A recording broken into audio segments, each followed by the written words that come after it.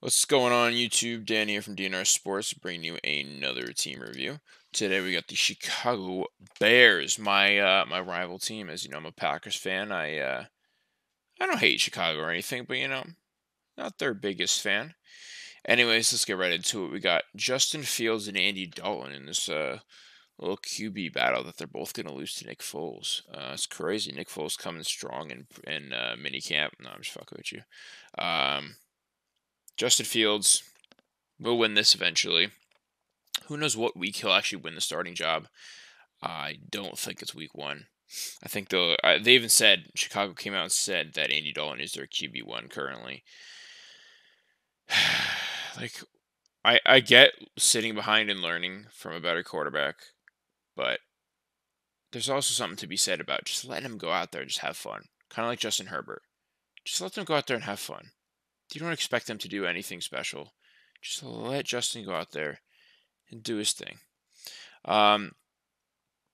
What this means for the rest of the team, I do believe Andy Dalton and Justin Fields are slightly better than Foles and Trubisky accuracy-wise. I think Fields is definitely better. I think Andy's I did not like what I saw from Andy in Dallas last season. I'm not going to lie. I was a supporter for the first time he started. I had that Amari CD stack with him against the Vikings, and it didn't go well. He showed that he couldn't beat a crap defense. So I think when Justin Fields steps in here, it's going to be a different story. I think he's actually like a competent quarterback that offers that dual threat upside. If we look at Justin Fields' player profiler, we see he ran a 4.51 40 time, and then 4.46 in his pro day. That's basically in the 100th percentile of quarterbacks. So his college QBR was a 92.1. That's the 97th percentile. His yards per attempt in college was 81st percentile. His breakout age wasn't great or anything. It was 58th percentile.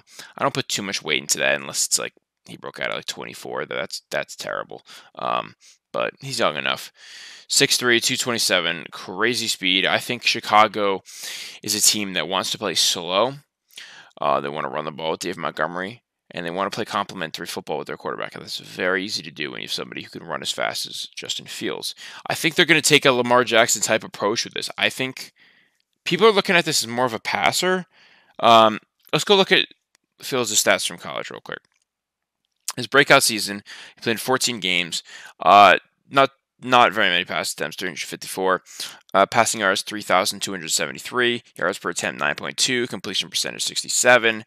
TDs, 41 with 3 interceptions. That's obviously great. His rushing yards was 484 with 10 touchdowns. We see he has that rushing upside, but they're not using him at all like Lamar in college, and that's fine.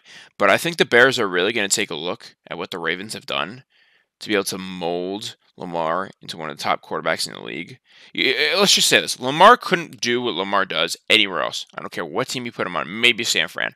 Any other team, Lamar's not Lamar. Lamar's just an average or probably poor quarterback. The way the Ravens have coached and set up an offensive line and team around him to help him is second to none. I think the Bears are going to attempt to do the same thing, and that means I think they're going to be pretty efficient with what they do. I think David Montgomery is going to be extremely solid. Let's take a look at his stats from last year. He had 247 attempts, 4th overall, very good. 1,070 yards, tied for 5th. That's like cool. You're tied for 5th, but in general, that's not great. When we were looking at running backs last season, basically all the studs were injured or in bad team situations where they couldn't be how they normally are at Zeke, at Alvin Kamara. But with Barkley going down, with CMC going down, this 1,070-yard mark is going to have to go up if David wants to be, in the top tier of running backs. 8 touchdowns, tied for 15th, not great. 4.3 average yards per carry. That's okay. It's 29th. It's not great. It's okay. The closer to 5 you can get, the better. Now, let's take a look at the receivers. This is the most interesting part of the team, in my opinion. Allen Robinson, we all know he's a stud, man. This man cannot find himself a good quarterback. He's already taken Darnell Mooney under his wing and showed him this is how we perform with shit quarterbacks. Darnell hasn't quite caught on yet.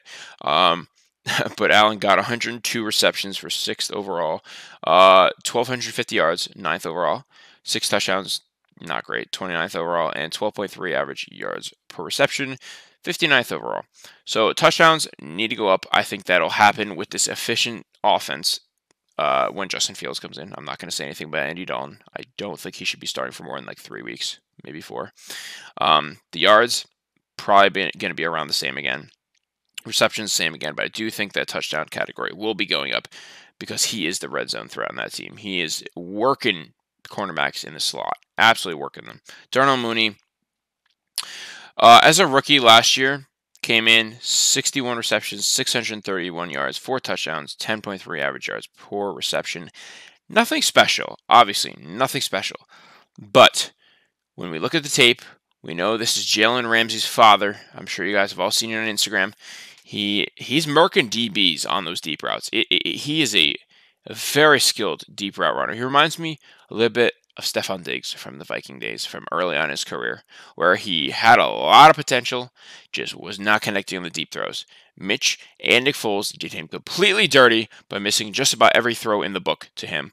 He could easily have 1,000 yards. He could be easily top 3 rookies from last year with Justin Jefferson, CeeDee Lamb.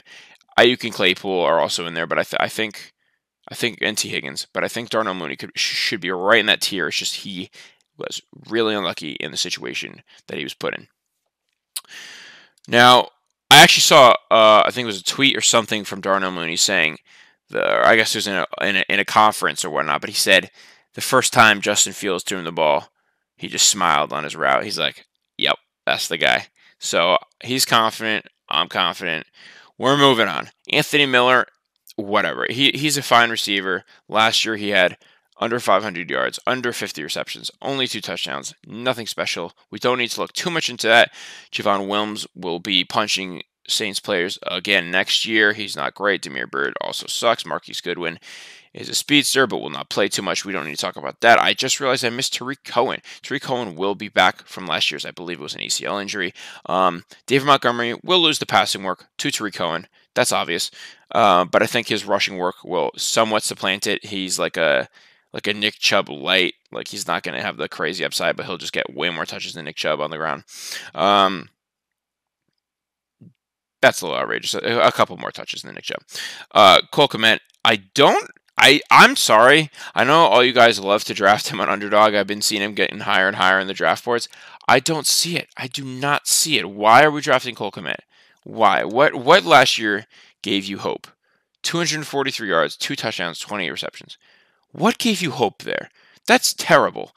I know Jimmy Graham was in the way and started most of the year, but Jimmy Graham had 8 touchdowns, 456 yards, 50 receptions. That's somewhat respectable. The touchdowns mainly carrying it all. The yards, not great. Receptions, not great. Like, come on, guys. We got to think about this, smartly. This team is not going to be running too many plays. They're going to be very efficient. It's going to be the Montgomery, the Robinson, and the Mooney show. And maybe the Mooney show, honestly. Like, it's going to be mainly the Robinson and Montgomery show. We all know this. They drafted Tevin Jenkins. I love that pick at left tackle. Absolute fucking maniac out of college. James Daniels, Cody Whitehair, Alex Bars, Jermaine Ifedi. It's a below average offensive line. Let's go and see what PFF has them at. Yeah, so it's looking bad. 27th overall for the Chicago Bears offensive line. You guys can read this. I'm not going to read it all to you. This is some pretty good info, but pretty much not a great outline. That's all you need to know in short.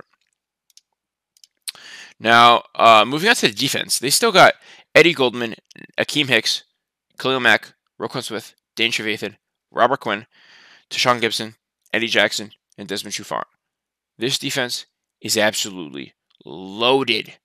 I believe that what they were 3 years ago and 4 years ago is going to come back to how they are now. I do think the Chicago Bears defense will reform, pick it back up, and be very tough to play against. That's how I'm connecting this team to the Ravens. I think they're going to be a run-first offense that plays through the running ability of their quarterback and David Montgomery, while also maintaining a very good, stout defense that generates turnovers and play from the lead. We looked at the Ravens a couple weeks ago, guys. We saw Lamar Jackson's game script was number 1 in the NFL, meaning he played from ahead more than any other quarterback in the league. I think we could see the Bears not as good as a team, obviously, but I think we could see their game script moving up, right? They're going to be playing from ahead more than they've ever done in previous years. Now, just quickly going over fantasy purposes. Quarterbacks, I don't want Dalton at all.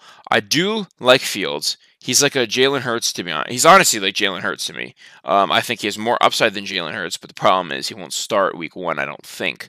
So, draft him if you feel like he has the upside that I think he does. Don't draft him if you want to waste weeks. Obviously, Dave Montgomery, I'm not as high on anymore just because Cohen's gonna be back and the receptions are gonna be gone. I don't love it. I don't think he's an overall great running back as it is. Robinson, I am decently high on. I can't. He can't be better than last year. Just a slight uptick in touchdowns, but that's about it. Last year was his ceiling. Darnell Mooney, though, that's going to be the breakout candidate that I want to target in most of my best ball drafts, to be honest. Anthony Miller, no. Cole Kmet, guys, please. If there's one thing you take from this video, don't go overboard on Cole Kmet. Every single year, we come into these best ball drafts and normal drafts thinking, oh, wait until the last couple rounds, draft 2 breakout candidate tight ends that just never break out, and they always suck. Remember last year, Chris Herndon, it was Johnny Smith who actually did break out, but it was like Chris Herndon, Hayden Hurst who didn't do it. Everyone thought he would do. I'm forgetting Hawkinson was back there. He did all right, but the whole tight end position sucked last year in general. OJ Howard got injured straight away. Like a lot of these back end tight ends that we thought were going to break out just didn't break out. I'm forgetting most of them because they didn't even break out. Irv Smith, that's another one. Didn't break out. He's getting overdrafted this year. That's a different tangent for when I do the Vikings segment. But that's going to do it for today, guys. That is the overall Chicago Bears team review. Let me know what you think in the comments. Leave a like if you liked it. Sub if you're new around here. Turn post noties on. And I will catch you guys in the next one. Peace.